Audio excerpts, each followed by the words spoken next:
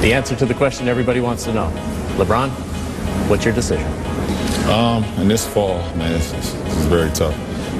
In this fall, I'm going to take my talents to South Beach and join the Miami Heat.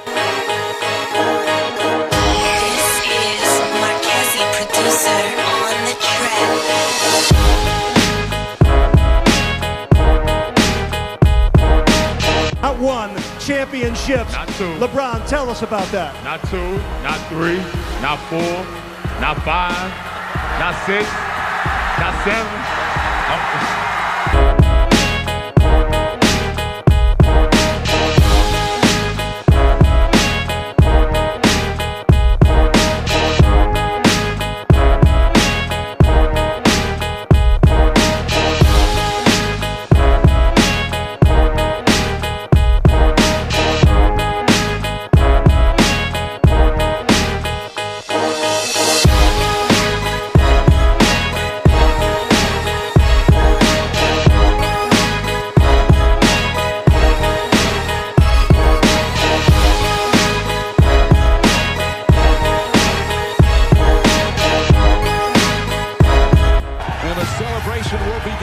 The Dallas Mavericks are NBA champions. The first title in franchise history.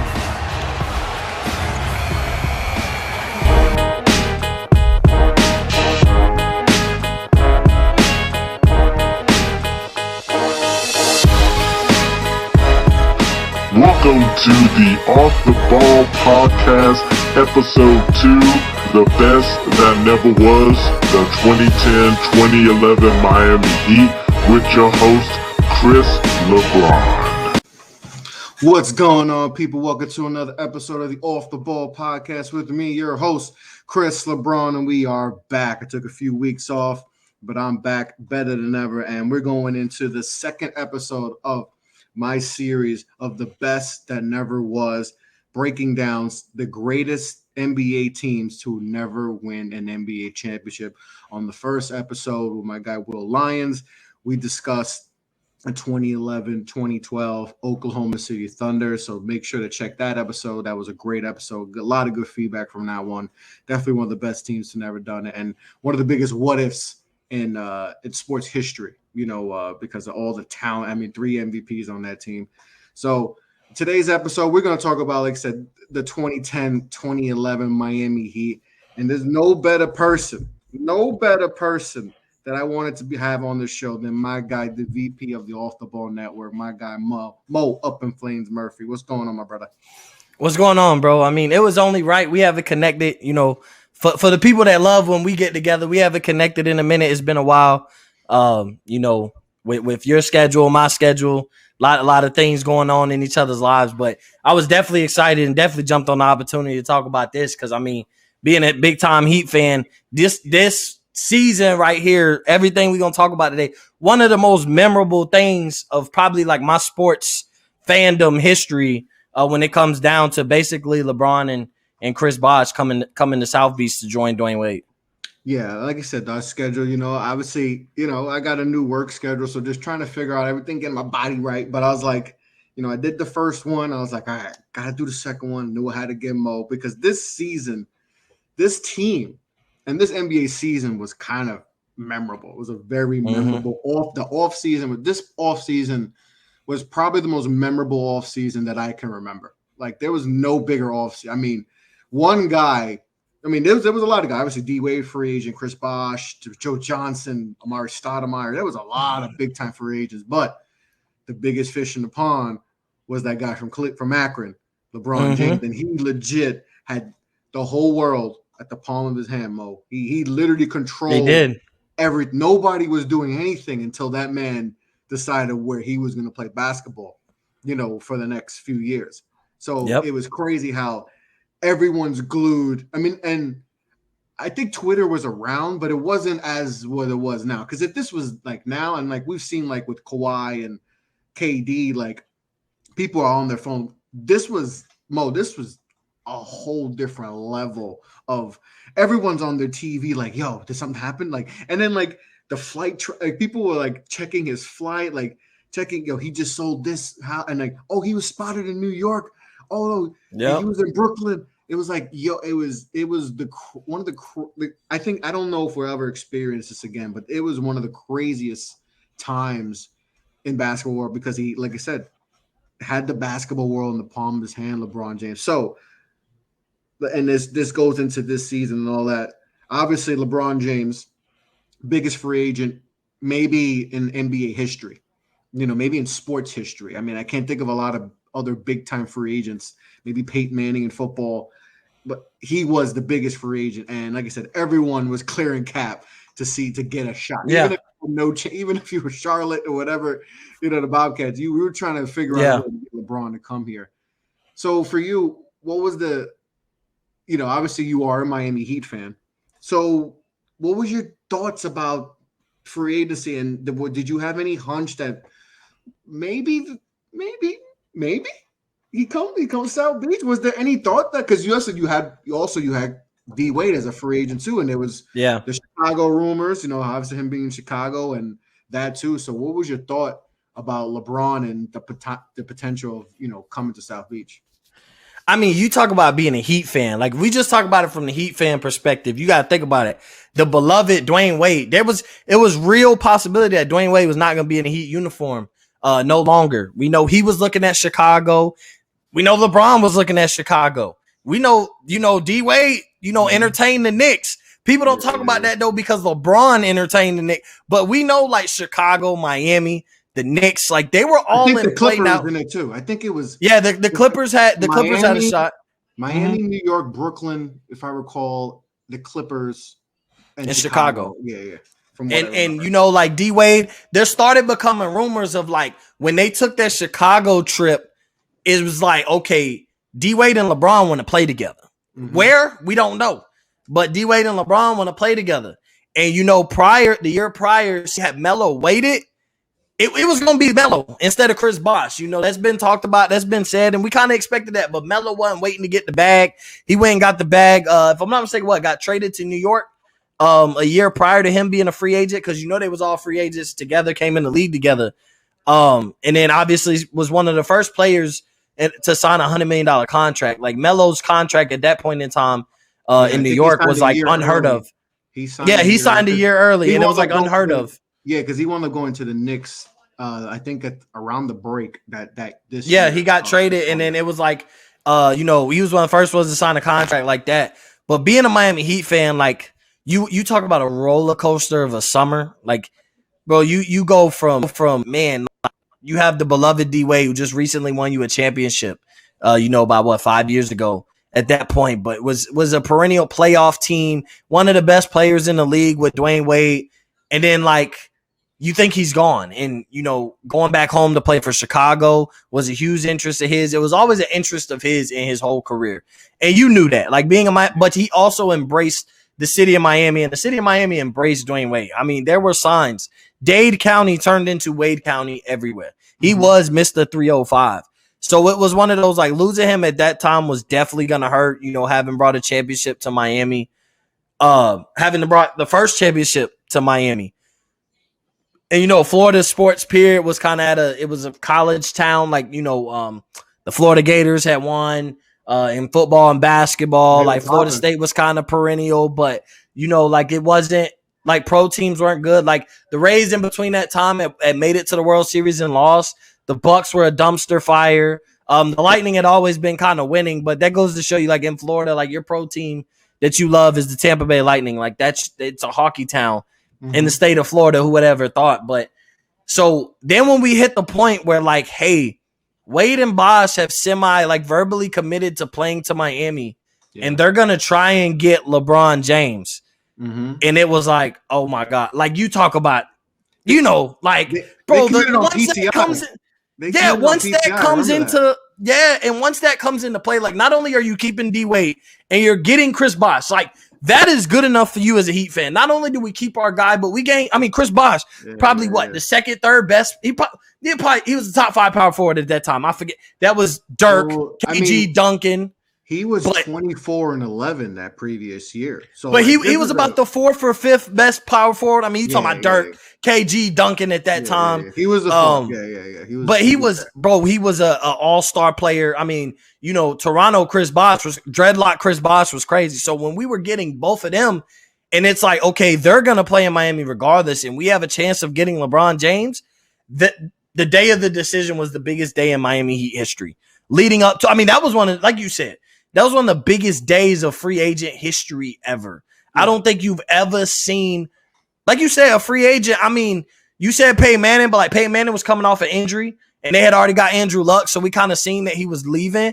And like Peyton Manning wasn't from Indianapolis at the end of the day. Like this was guy, the kid from Akron, Ohio born, Ohio raised. Like he'll never leave Cleveland. He had unfinished business, didn't win the championship. And then, you know, the decision, and I would say like Tom Brady would have been a big time one too.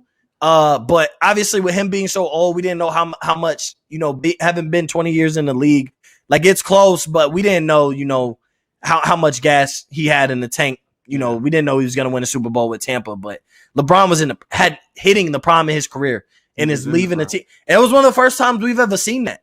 Like that was one of the first times we ever seen, started with Carmelo, got traded, D-Wade, with the possibility of the stature of these guys not even hitting their prime, leaving. Usually guys sign to the team they get drafted by in their prime, and then things don't work out. The team doesn't make the right moves, and boom, they ask for a trade or they want out. Kobe Bryant did it in LA, you know. So it was just, bro, like it was a roller coaster. And the day of the decision, I know we about to get into that, but the day of the decision, I mean, that's the day, like you said, if there was Twitter, bro, like I think Twitter had just, but if there was Twitter, it was still young. It was still young Twitter, but it was, that day was, I remember that day very vividly. I remember what I was doing. Oh, I remember. I remember that it's one of those moments in history where, you know, we you know, I remember where I was when fortunately Kobe passed away and when Michael Jackson passed away, or so certain events. But for that, I know exactly. I was in my room by myself. I was like glued to the TV. I'm like, okay, waiting, and we're all.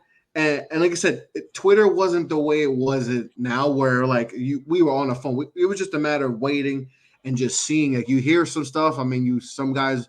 I remember Stephen A. Smith pretty much saying, "Yo, he's in South Beach. He's going to Miami." And like I mentioned before, D-Wade and Bosh commit, right? They go on PTI and they commit. I remember that. I was like, "Uh-oh." That's when people were like, "Okay, something's up," because they committed, and then like.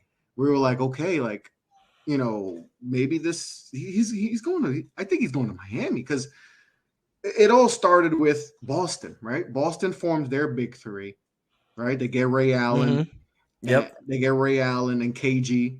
And so they formed their big three. People always forget about that. Like that, they kind of started this whole like. But they blame LeBron because those guys made that move in free agency. And like people act like it's okay that, well, they got traded. They got traded to Boston by choice, though. Those three guys got together by choice, but everybody kills them because like it's a cop out with the trade instead of free agency. I'll never understand it. But what's crazy is, and it's crazy. Like I think about this a lot, like how if Boston wins the lottery, right? Because they were projected, I believe, to win the lottery, and that was the KD Greg Oden year. So their plans were. We're gonna get the number 1 pick or number 2 pick. We're gonna get KD. We're gonna get Greg Oden. They wound up dropping to, I believe, 5, if I recall, or they were out of it. You know, so they were 5 or 6, whatever. So they're not gonna get their guy. So it's crazy how that changed everything, because now they're like, okay, we're stuck. You know, we're not gonna get our guy that could be a game changer at 5. Then that's when they wound up making the trade to get Ray, and then getting KG, and that changed the whole landscape of the league. Then LeBron, you know, Cleveland, they don't have enough ammunition. Like they're number 1 seed, and that year before they lose to Boston, and that was kind of LeBron's kryptonite, right? Boston was, you know, this time early, like Jordan early with Detroit. That's kind of was the same thing with LeBron. Just couldn't get past that, you know, that hurdle with so. You know, and there was always the rumblings the whole year. He didn't sign no extension, you know, so we all knew he was unrestricted. And the every day you're hearing, where you staying to going, and obviously you're not going to trade LeBron James, but I'm sure they thought about, hey, dude, we don't know what dude's doing. Like, what if we lose him and we get nothing in return? And they want to do a sign and trade eventually, but I remember that day being very, being a Knicks fan, and it's been stressful for a lot of years, and shout out to you and Jeff for the Knicks hat, by the way. Oh, of course. But that day was stressful. I'm like, oh, is he gonna come? Is he coming to New York? And of course they botched that whole situation at the end. But we all know the infamous, with Jim Gray, LeBron, have you made a decision? Yeah. And we all know it's a tough decision, and I'm heading to South Beach. When you heard, I'm probably, you being a Heat fan, the minute you heard Sat, you were like, oh yes. Like, and I'm like, I remember leaving my room, like, man, this sucks. But that moment changed basketball forever. So like it changed. It did. It literally changed basketball forever. And that's why people hate LeBron. Empowerment. And that's why people can't stand LeBron, because it was player empowerment, right? He made his decision. He wasn't gonna be cool with staying in Cleveland. And you know what bothers me a lot? People like, well, why didn't he stay in Cleveland? It's like, he did everything he can with Cleveland. Like, there was only so much he can do with that team. Like, guys aren't going to play in Cleveland. It's like Joe Kim Nolan once said, right? I don't ever heard anyone say, I'm going to go on vacation to Cleveland, And that's real. Like, even if it's LeBron James, the greatest player in the league, people don't want to go. Do you see people going to Cleveland now? There's no one going there. They have to draft. They have to do it the old fat. They have to do it the dirty way. They had to draft and develop guys that way, because guys aren't going to Cleveland. So you weren't going to get guys to go to Cleveland and commit, So I always, when people are like, he should have stayed, you have to rock it out and all that. It was like, it's not like Kobe. Like, Kobe's situation was different. That's LA. He was in LA. Jordan was in Chicago. Exactly. Like, they were in prime cities. Like, that's one of the, like, Chicago is the prime city of the Midwest. LA, sunny southern Los Angeles. Like, it's LA, bro. Like, it was no problem. Every decade they got some type of free agent. They might have struggled for it, but it was LA. Like, this just like D-Wade, like in Miami. Like, it's South Beach. Like, you're gonna get somebody, and so it's like there's very few cities that have that. Like, it's not that easy. Like, and even if you think about it, like, New York doesn't get the free agents, and it's like, it's not the city though. Some guys run from the lights. Like, I don't want the media can scare off some opportunity of free agents. It's not about, bro, it's tough. But like the living in Miami, tax-free, the tax-free state of Florida, like living in Southern Los Angeles, like it was not hard to take a free agent out to dinner to Venice Beach and say, hey, bro, this is life. Yep. This is life. This is what you want to do. Like, take you to the club. This where the women be. Like, bro, Cleveland, like, nobody goes to Cleveland. Like, you don't go on vacation to Cleveland. Like, nobody packs their bags. It's like, I'm going to Cleveland unless you have family in Cleveland. Like, it's just that simple. And it's true. And that's always been a thing I always try to defend with LeBron. I'm not the biggest LeBron James fan. I'm not like you, Mo. But I've always said, like, he was in Cleveland, guys. Like, because like you mentioned before, like, people like, oh, Kobe played 20 years to the Lakers. I mean, that's LA though. Like, they have a Kobe also legacy. Wanted out. And Kobe like also wanted out. And Kobe put his foot on the put their foot on the neck and was like, hey, y'all need to do something, or I'm looking at places in Chicago. He and said then Kobe asked out for a trade, and they were gonna trade Kobe for LeBron, and Cleveland said no. Like, that was, the Lakers called Cleveland like, hey, Kobe wants out. We will trade him for LeBron. And Cleveland said no. But people don't talk about that. Like, people don't talk. And rest in peace to the late, great Kobe Bryant. But people don't talk about, like, oh, he wasn't, he 20 years loyalty. Bro, he wanted out. Like, but LeBron is wrong for leaving. But, like, Kobe wanted out at the time. But because he stayed, all was forgiven. Because he stayed and won championships, all was forgiven. Just like, LeBron eventually going back to Cleveland and bringing a championship to Cleveland. Like, that championship is one of the most monumental championships in NBA history when you think about it. Like, it's up there with some of the greatest championship moments of all time. Like, and forget the play, but what that championship meant. Like, you talk about like Cleveland being in such a championship drought as a city in all sports. Like, that championship was just as great. And I'm not talking about the performance, but it was just as great a championship as far as a meaning to a franchise, to a city, to an organization, to a state.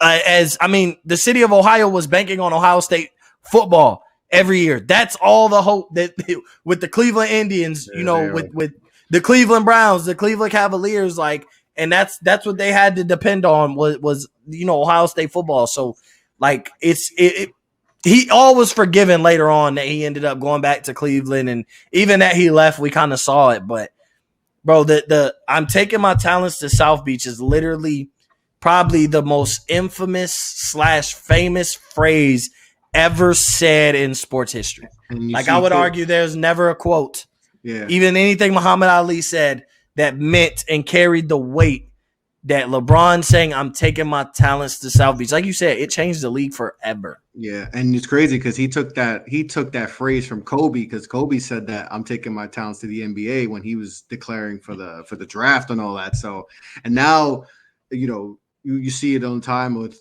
guys who, picking colleges or whatever. I'm taking my talents to, whatever, Ohio State, Miami, now that's the new thing now. So now everyone's doing that, but it's crazy how. So LeBron chooses on national TV, and obviously the uproar was absolutely bonkers for that, right? People were flipping out, like, how can you do this on live television, blah, blah. People forget he raised a whole lot of money for the Boys and Girls Club, but let's don't talk about that. Let's not bring that up. Let's forget that part. He only raised millions of dollars or whatever it was, like, but forget that part. The national TV and decide that. So LeBron is a member of the Miami Heat, and now we got a big three. Now we got three guys, D Wade, Bosh, LeBron, all in their prime, right?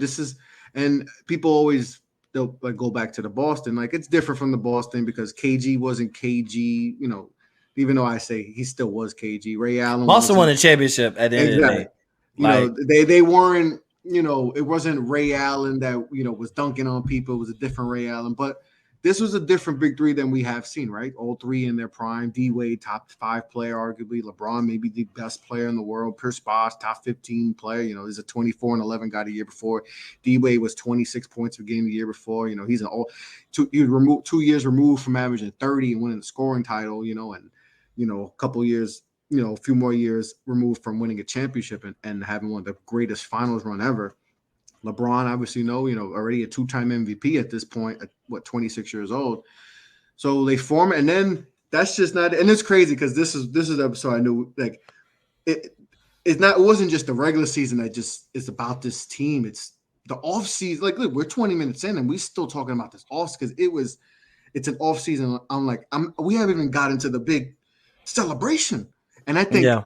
To me, that's where I'm like, all right, now they're going a little overboard because they got the big party, right? They got the big, like, extravagance. They got the fireworks. They got pyro. Yeah. Like, they got LeBron doing the not 1, not 2, not 3, not 4. And that's what he got him in trouble, was doing the counting, like, not 1, not 2, not 3, not 4, not 5, whatever. He got to freaking feel like 50.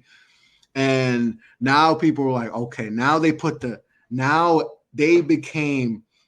I think that moment was when they became the evil empire. Like, they were the Heatles. They were the Heatles. Like, they became bigger than Hollywood. They were bigger than Hollywood. They became the most hated team in pro sports, maybe history. I can't honestly, Mo, I don't know if you could think of a team, but like, I know the KD Warriors, they were hated, but not to the level of this. Not to this extent. Every person who was not a Miami Heat fan hated this team's guts and wanted to see them lose. That's why, the ratings were absolutely through the roof every time. I'm sure the road attendance was probably the top in the league whenever Miami came to town. This team was hate. I know I couldn't stand them because I was just mad LeBron didn't come to New York. But I grew up hating the Miami Heat. Being a Knicks fan, that to me was one of my favorite rivalry. That people talk about the Pacers. People talk about the Bulls, but to me, it was the Heat. I couldn't stand the Miami Heat growing up. Like, Lonzo Mourning couldn't stand him, Tim Hardaway, all that. But they became the Heatles. they became the most hated team in sports. LeBron became, it's like people always talk about the NWO when Hulk Hogan drops that leg on Macho Man and they formed the NWO. That's what it, and it's crazy how it's the same. It's the same. But LeBron went from being beloved to being the most hate, and he's not. And what's crazy is he's not that dude. He's not he's nothing about LeBron. Oh, people are gonna find ways to hate LeBron. We all know that. And we could say that for another, that's a whole nother show in itself. But people found a way to hate LeBron, and people hated him. People couldn't stand LeBron James, and after that celebration, it was on 1,000. It was on 1,000. And if Twitter was the way it was now, man, the craziness we would have saw, and it was crazy. It was crazy. So, obviously, okay, so we get the big three formed, and now time to play ball, and it's all about figuring out chemistry now, because now you got your big three, but now you got little pieces, and you're not going to be able to fill out the roster the way you would want to, right? You got to get veteran minimum guys, to get Mike Millers, and obviously they have Udonis Haslam, who's still there, right? 22 years. They get Junis Ogaskis to come, Carlos Arroyo. So they got some guys, but it's a veteran laden team for the most part. Mm-hmm. And they have, first game of the season against Celtics. So they open the season, they're off with the Celtics. Doesn't go well. They don't get the win. I think it was 82, low scoring game. And they had that early season struggles. I think they started off 11-8 before the Cleveland game. LeBron comes back, and that was another game that I think we all waited for that schedule release and was like, okay, who cares about anything else? When does LeBron go back to Cleveland? That's all everybody cared about. That was the game marked on the calendar. That was the game circled around the world. Nobody cared about of course they wanted to see Miami play horrible, but everybody, Miami, listen, that was, and it's perfect time that we did this, because there's a real familiar situation in a whole different light, but this NFL season, everybody circling that week 4 matchup. Brady returns to New England. That's huge. That's major. But I think it's going to be a monumental celebration where we knew, people was burning LeBron James jerseys. We knew this was the most hated. We didn't even talk about that. We didn't talk about we didn't talk about Bosh. Nobody even cared about Bosh returning to Toronto. It was all about LeBron going back to Cleveland. And like you said, burning of the jerseys. David Griffin wrote the letter. You know what I'm saying? The owner. The owner. Wasn't it David Griffin? Is that the owner's name? Yeah, no, it was. That's the GM. It's the GM. It was him that wrote the letter. Because there's bad blood between him and David Griffin. That's why people didn't know. Dan Gilbert. There you go. Dan Gilbert. There you go. Yeah, there you go. So he writes the letter, so we're just like, bro, when do they play? And that, essentially, like you said, that was the turnaround of the Miami Heat that year. Was, it seemed like they got their mojo back. It seemed like LeBron was able to get whatever monkey off his back of leaving Cleveland. They're having fun. He's with his guys. Him and D-Wade have been best friends since prior to the draft. Created a real deep friendship with Chris Bosh, even though he's always been the outcast of them. If you've ever noticed, even today, they don't, it's never LeBron, Wade, and Bosh. It's LeBron and Wade, and then, here comes Bosh every once in a while. They were at the Hall of Fame when Bosh. Of course they were at the Hall of Fame. Rightfully so, but I'm saying he was never in that circle. He wasn't the Banana Boat crew. Well, that's why I believe that they wanted, it was always going to be Melo as the third guy, but Melo, he was supposed to be, but Melo took the money, and Melo took going back home, essentially playing for New York.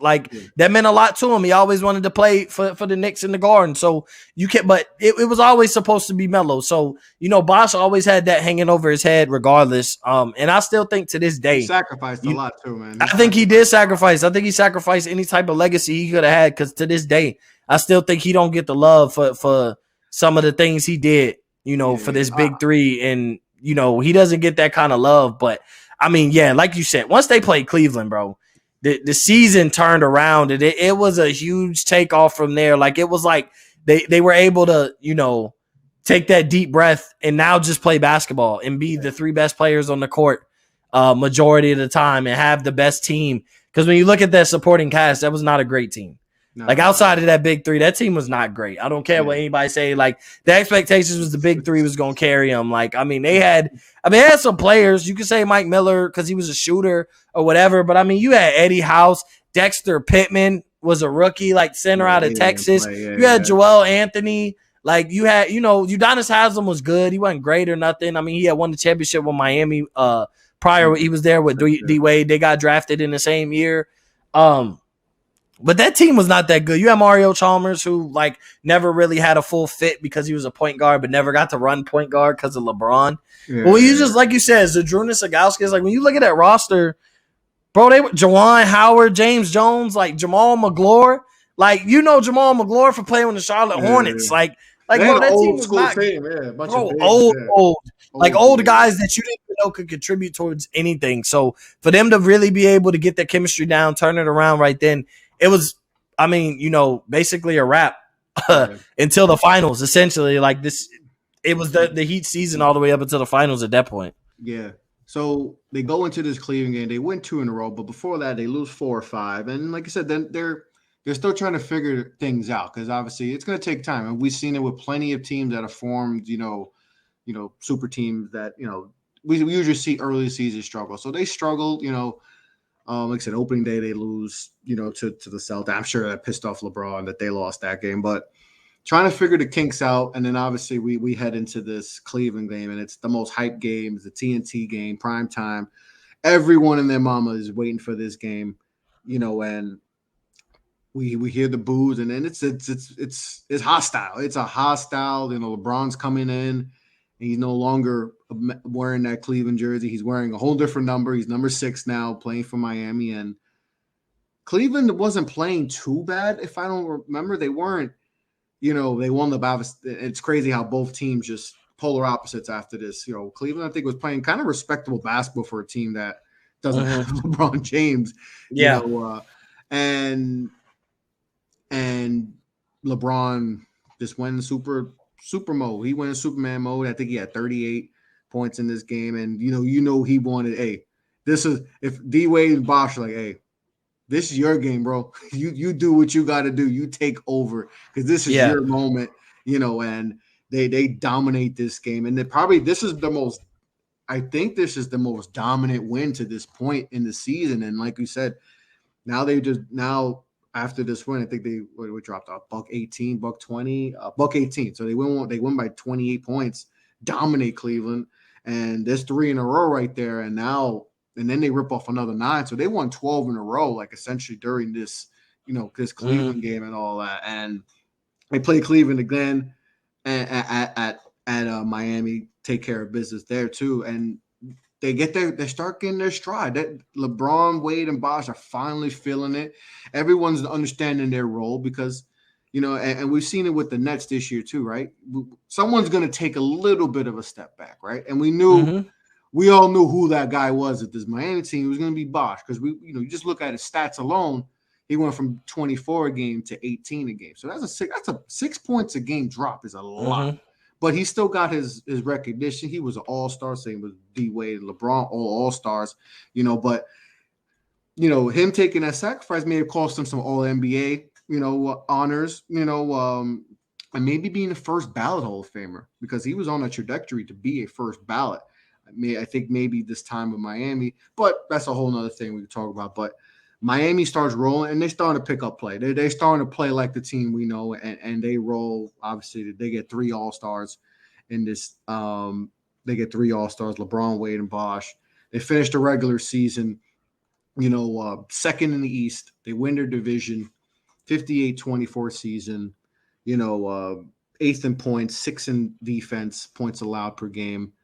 They don't really play fast, because a lot of people probably assume they will play fast because LeBron is great in transition. D-Wade was young and running gun, and Chris Bosh was a stretch 4. Yeah. So they didn't really play fast. They were one of, I think, like 21st in pace of play.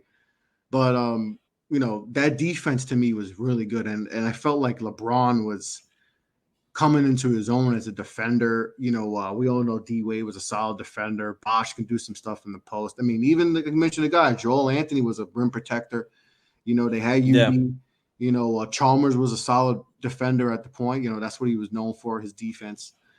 And they play great defense in all season, and they're getting ready for this playoff run, and they dominate. Well, they pretty much dominate. And round one, I think they played Philly, right? They played Philly in round one. They beat them in 5. Then they played Boston, right? They played Boston, and in next series they take, and LeBron wanted that bad. I mean, that's kind of like when Boston was like, "Oh crap, look what we did." Yeah, we don't messed up because now we got to deal with this. And they wound up playing a few times. The Heat, in this this 4-year stretch, and then they play the Chicago Bulls, and Derrick Rose, MVP. He wins. He's the youngest player to ever win the MVP. LeBron finishes 3rd in MVP that year. So it was Dwight Howard finished 2nd, and LeBron finishes 3rd. Like I said, LeBron's all NBA first team defense. D Wade's all NBA second team. So but this matchup was a matchup that we see the rise of the Chicago Bulls. Right, we all know the Heat is there, and this Bulls team is like, people are like, can they do something? Can they trip him up? Like say this guy Derrick Rose, we haven't seen something like this, right? Because we have Westbrook in the league right now, but he hasn't become Westbrook yet, right? We see flashes, but and he was doing his thing. But I think this is Westbrook, 3rd year in the league, yeah. But Derrick was something we haven't seen from a point guard. We have not seen a point guard that is built like a power forward. And is dunking on people and shaking people like this. Like, this is a different breed of point guard. We've seen point guards who are, pass first, scorers, right? We've seen the Stephon Marbury types, and then, the Steve Nash types, and the Jason Kidd types, and even like Penny. This dude was different, Yeah. And Miami essentially didn't have we had Chalmers, but he's like, okay, do we put LeBron on him all? Like, we're trying to figure out, like, how do we defend it? Because and this team was ascending, right? Joakim Noah, Luol Deng, they had some guys. So, like, what's your thought process going into this series? Because, like I said, Derrick Rose, youngest MVP. This, you just rolled through the first 2 series, and this is the number 1 seed, and they're on the up and up, So, what's your thoughts going into this series, going against this young up and coming Bulls team? And to me, before I let you go, it's like, the Bulls and the Heat, that's sexy. The NBA was like, wow, if we get this for the next, whatever amount of years. 5-6 years. Yeah. And obviously, unfortunately, we don't get that. But talk to me about this series, because this was anticipated, Well, it's great that we actually get to come back things work full circle, and we get to talk about this series, because you remember we were able to talk about this series with Ronnie Brewer, one of which was a part of this team. So, he's able to validate any type of thoughts, but like, you got to think about it. Like, this was Miami's, they had to prove something, right? This was the team in the conference that finished better. You didn't think Chicago was better than Miami. You knew they had some kinks to figure out, but like, this team finished better. And like, are they the better team? Like, I mean, just think about it. If Chicago wins this series, like, does that Miami Heat big 3 is it a flop at that point? Like, now they have to go into the second season with that pressure, like not making it. You did all that and didn't make it to the finals. At healthy the very too. Least, healthy too. And we'll get into the backlash they got for not winning, obviously, which is why we're doing this show in the first place. But like, had they lost to Chicago, like, is this, oh man, like, did y'all do all that hooping and hollering and really have the best team ever assembled up to that point? Greatest big 3 ever, all those type of labels was following Miami, and you don't make it to the finals. And this was Chicago's finals, essentially. Like, Chicago had the mindset. They wanted nothing more than to knock the Miami Heat off. Talking to Ronnie Brewer, he said the same thing.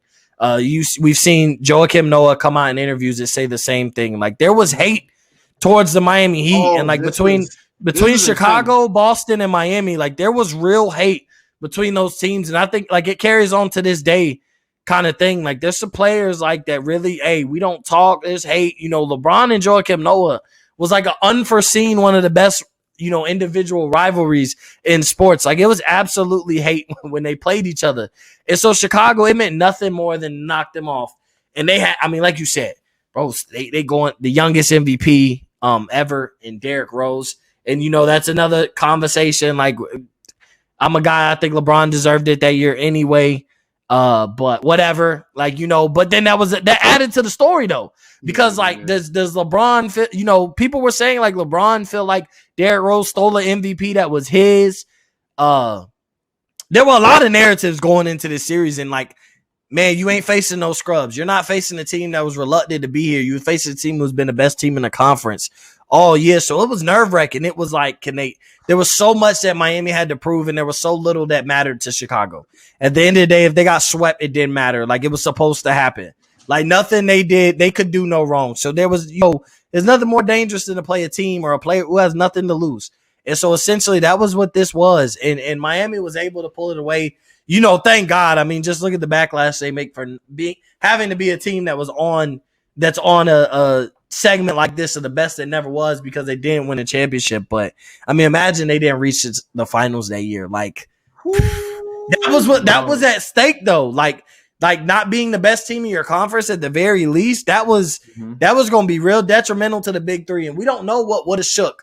Like maybe, yes, them losing, they didn't win 3 or 4 or 5 or 6 or whatever they were saying.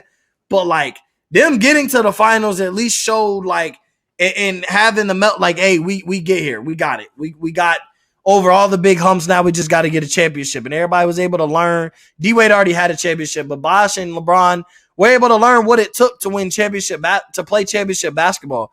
But had they not made it to the finals that year, do you learn those same lessons, or the lessons that you learn a lot different? And so you approach the game the next year a lot different, which could have led to a different outcome.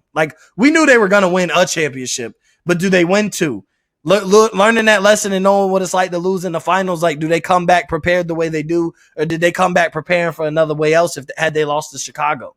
So, that was everything that was at stake for Miami against this Chicago team.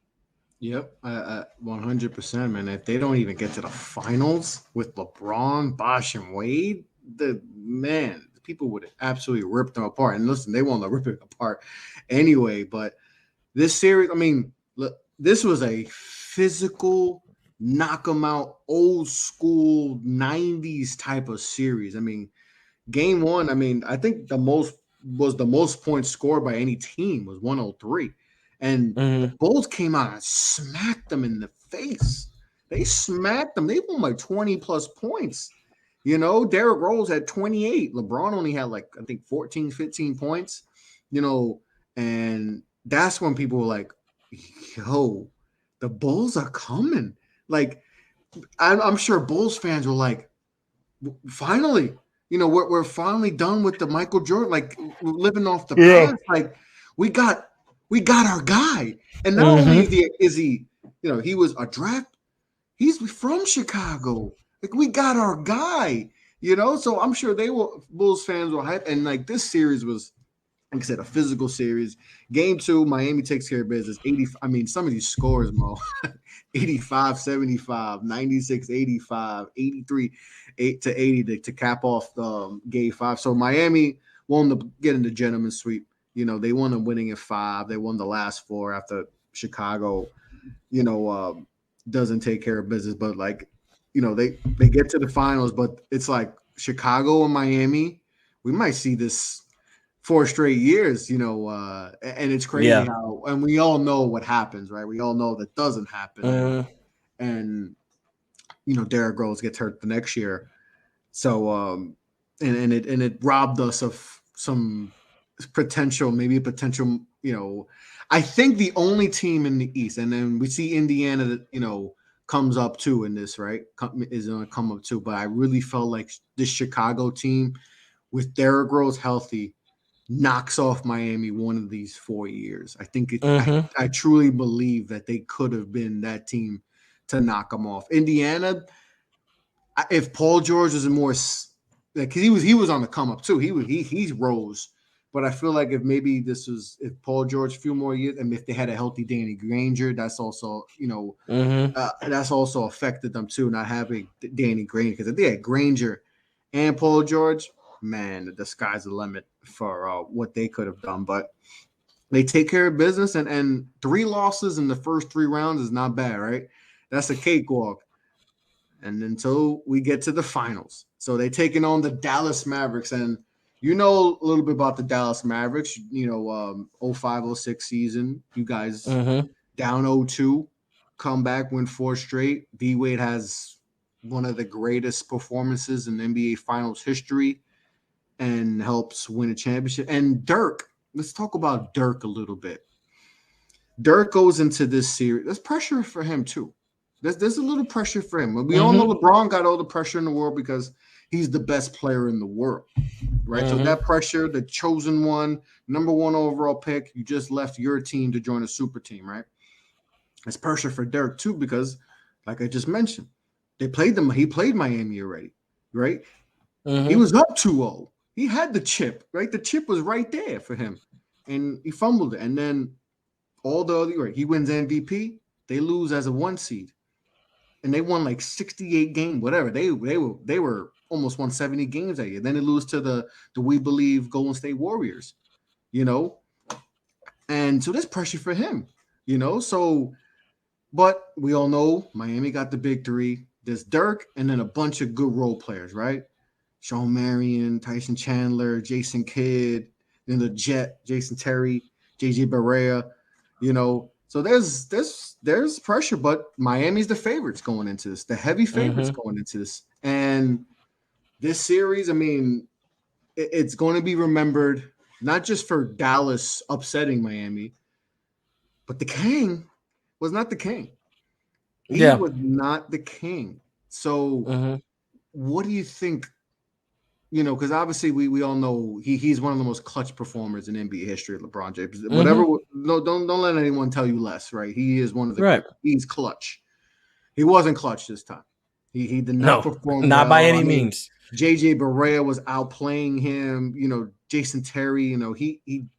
LeBron was not LeBron, and maybe this is the best thing to happen to him in a weird way, where we need stuff like this to happen to be like, hey, what was that? What? That's not who I am. And I think, obviously, he won the winning back-to-back. So I think maybe this is something he needed. But at the time, he didn't show up.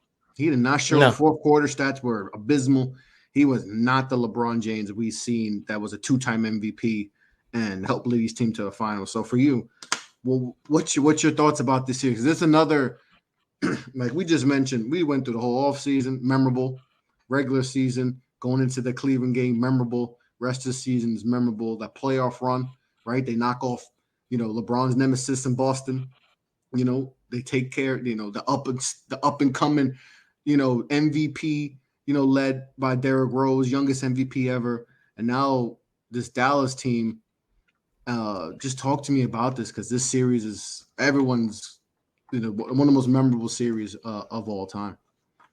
I mean, think about it. This is a tale of two sides, right? This is a LeBron's haters' favorite series of all time to ever talk about. They always bring this up. And this is a LeBron's lovers series that, like, it was a harsh reality, but you'd love to just not bring up or forget about it. But at the end of the day, it happened. And like you said, I mean, here's the thing that, like, we now, we are 12 years removed from this season, right? 11 years, 12 years removed from this season. And here's what we don't think, bro. This was the year 1 of the next 9 finals performances that involved LeBron James. 9 straight from here on out. Like from 2010, 2011, he lost. Yeah. And he until 2018, 19 season. Oh, he goes, the first year with the Lakers, finals every year. So like you think about this was the start of something great. He'd already been to the finals prior and got swept. So obviously he was on the far inferior team at the time when he got swept. Oh yeah, that year I think that was we can knock him or whatever, but it is what it is. But to be on the favorite and for him to have the meltdown, Dwayne Wade was the best player on this team in the NBA Finals. So, and of course, I'd love to at least see that, like, you know, being a D Wade fan, he's my favorite player of all time. So at least it wasn't on D Wade. But really, all of it fell on LeBron James. I mean, it really did. You know, there was not that factor. You know, he had better teammates and better love than how Philly, you know, we just recently seen, like, hey, all the blame got shot to Ben Simmons. People, like, you could blame LeBron all you wanted, but people, you know, Coach Spo took his blame, first-year head coach. Especially, you know, this was a tough way to be a head coach coming in, but first-year head coach, but he took some blame. D Wade, having been there, won a championship before, knew, like, hey, we. There was never, I did this and he didn't do that. We didn't do enough. You know, nobody let LeBron, until LeBron came out and said, I didn't do enough. He took it on his chin, but everybody else was there for his support. And it was like, it's not on just LeBron. Like, you know, D Wade pointing out sometimes where he left it, you know, he left things on the floor. Chris Bosh doing the same thing. So D Wade was, those first 3 games, D Wade was, man, he was the, like you said. Yeah, D Wade, he played amazing. Like it wasn't on him. You know, and then Dallas was hungry. Like you said, there was some pressure on Dirk. Like, having been the stature that he was on and hadn't won a championship yet. Like, you know, he was towards the time of his career. Well, like, these are probably, you know, his best years are starting to get behind him. And, like, is Dirk going to be the best that never won? Like, is he going to be, you know, is he going to enter that Charles Barkley, Allen Iverson conversation? Or is he going to be able to get him that one that he needs just to validate how great his career was? Because, I mean, there's some great players that never won a ring, but that one championship can be all the validation you need for everything else. You know, it doesn't change much. It actually changes a lot how you view Dirk by winning this championship, especially beating the big three. Especially beating the Miami Heat big three. Like this one was a very monumental championship for him and his legacy, and where we view him as one of the, you know, greatest power forwards of all time, you know, the greatest foreign player of all time, at least for now. You know, he is the greatest foreign player, you know, of all time. I guess it could be up for debate, but I think majority goes with, you know, Dirk.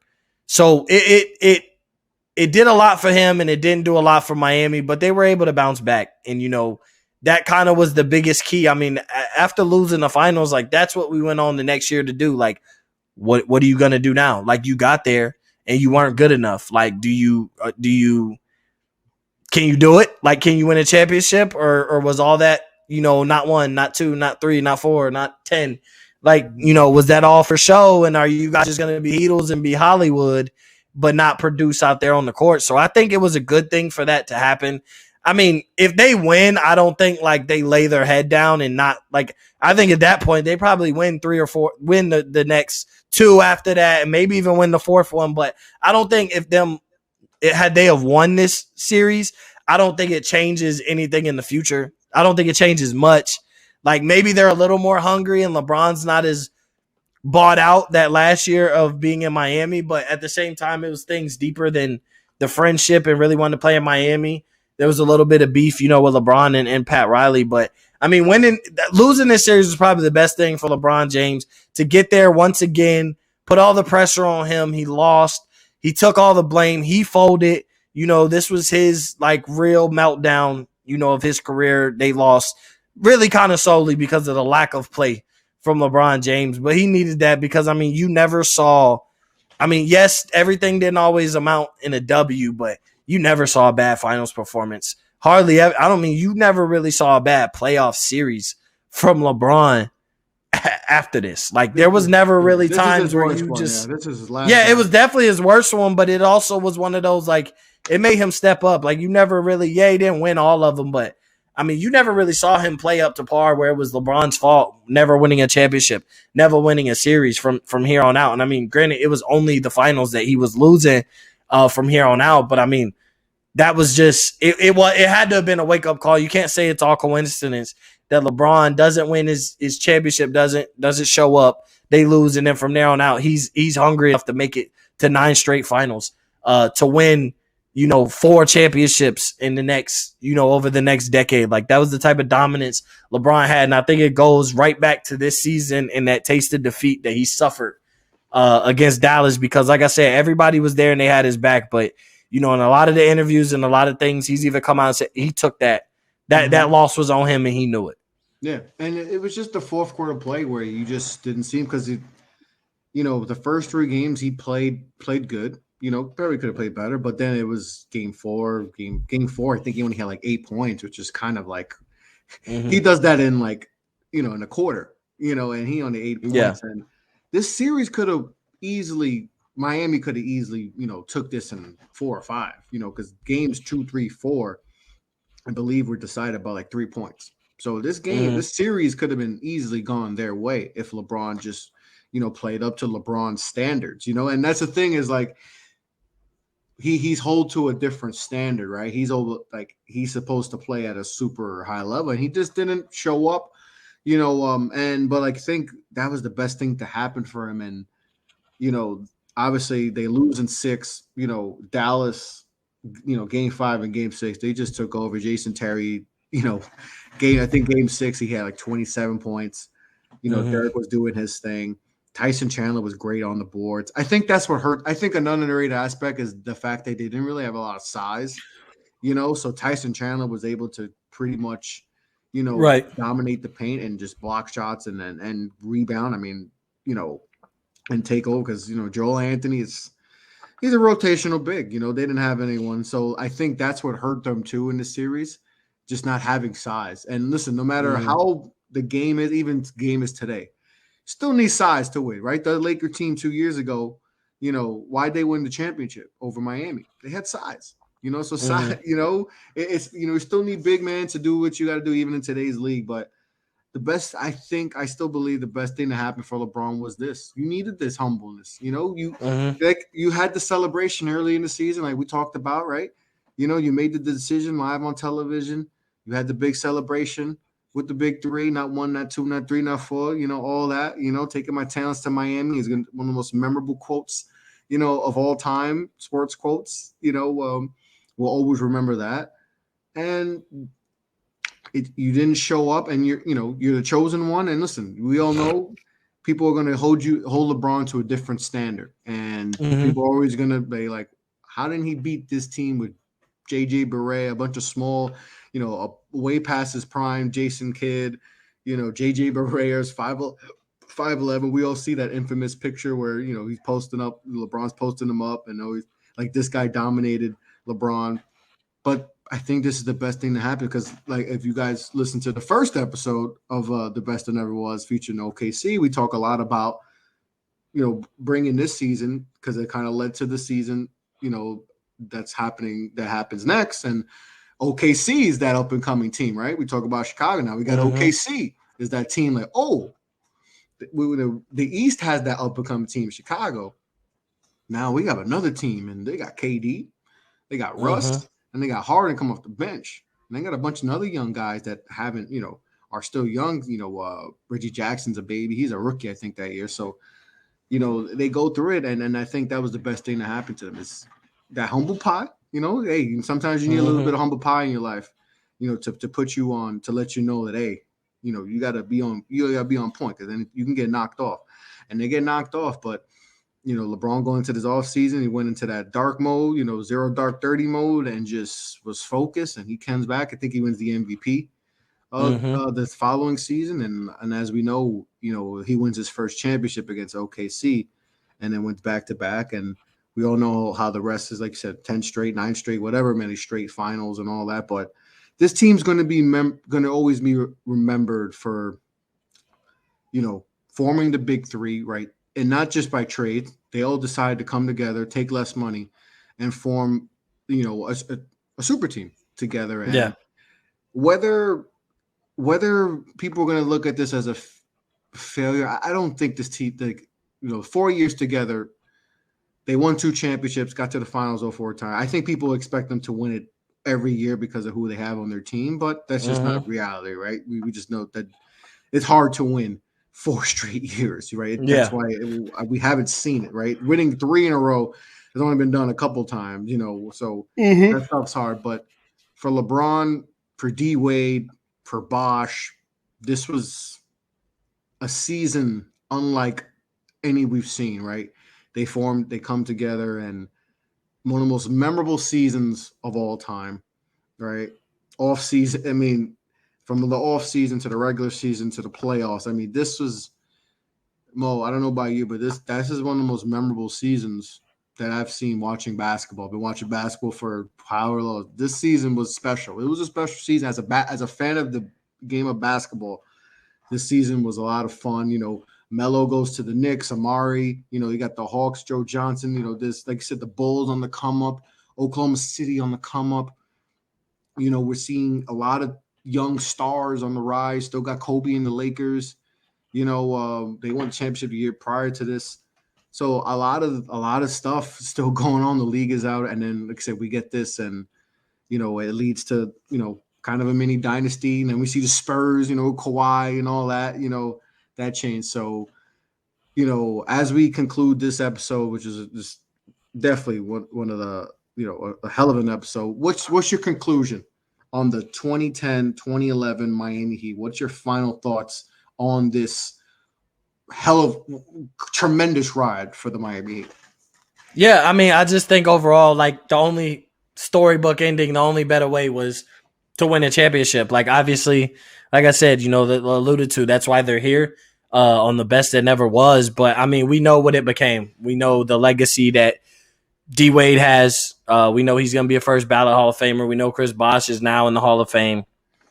We know when LeBron, he's first ballot Hall of Famer. Like, we know, they should just there's certain guys at certain points in their career, like, you should just induct them. Like, there should be some active induction, if you want me to be honest. And LeBron was one of I don't want to say many, but he was one of a handful of guys that deserve that, like, active player induction Hall of Fame. He's gonna have the most points of all time in the play. I think he already has the most playoff points of all time. Most in the playoff points, like, you know, he's gonna break Kareem's record.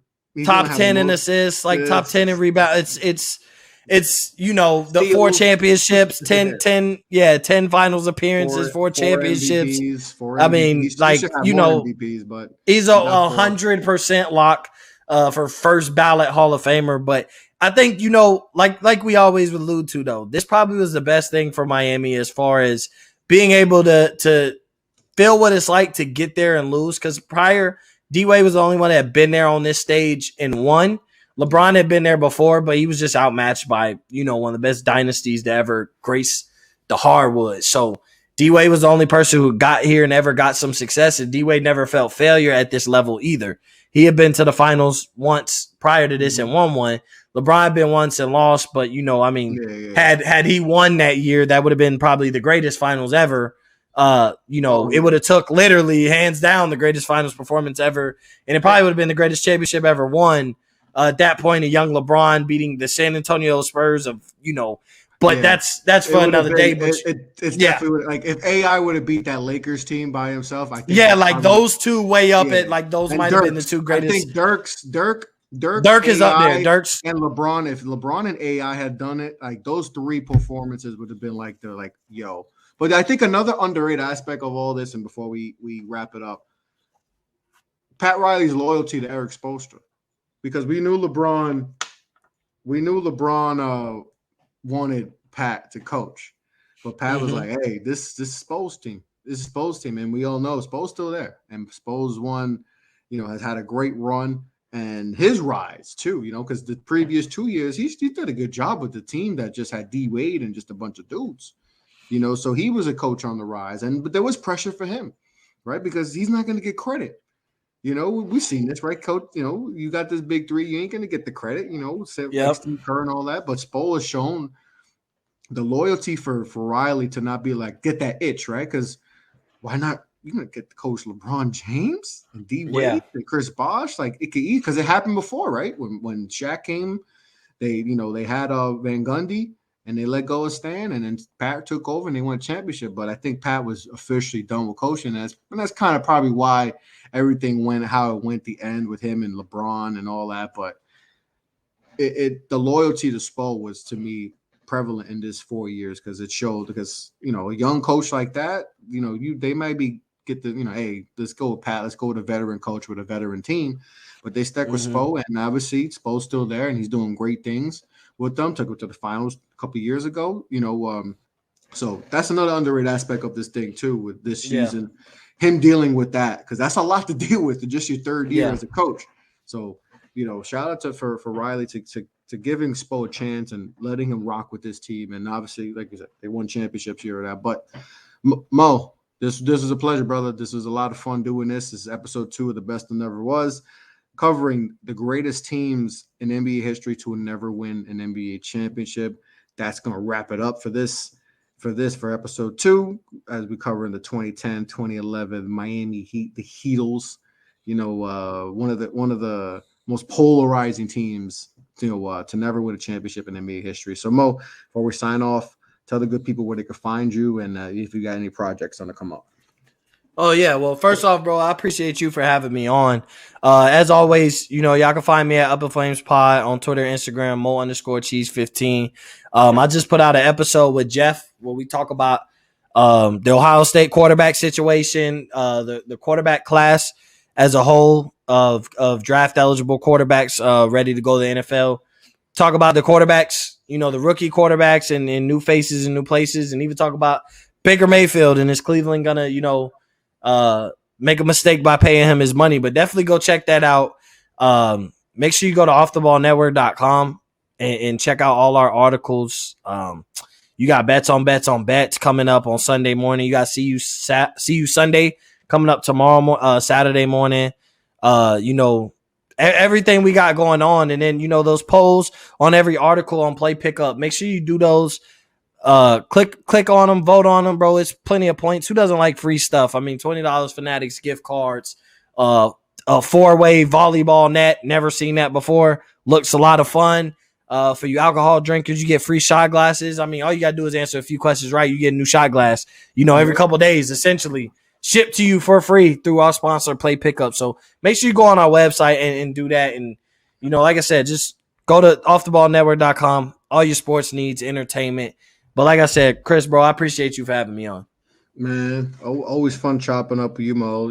I haven't been so active lately, doing shows and all that, but I'm getting back in the groove. Can't wait to, work on the third episode of The Best That Never Was and to do more shows with you down the line, brother. So, like I said, it was a pleasure to have you on talking about. I know this hurt a little bit to talk about this, but you're gonna be all right. You're gonna be all right. You guys, some great things came from it. So good things happen. Your team's doing all right. The next few years after that. So, sometimes you just got to deal with. You got to get that humble pie out of the way, and good things happen for the Miami Heat. So on that note, I'm Chris LeBron, Off the Ball. You can find me Off the Ball Pod on Twitter, Instagram, Facebook, YouTube, all that good stuff.